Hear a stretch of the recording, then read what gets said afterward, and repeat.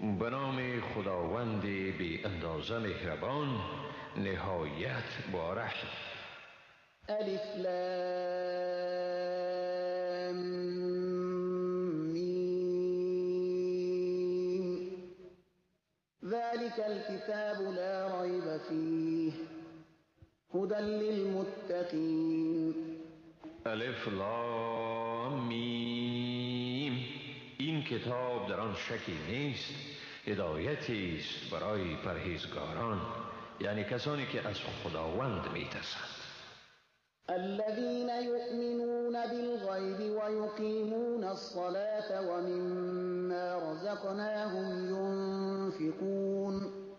آنانی که به غیب ایمان می‌آورند و نماز خود را به تمام و کمال برپا می‌دارند و از آنچه برایشان روزی گردانیده ایم خرج می‌کنند.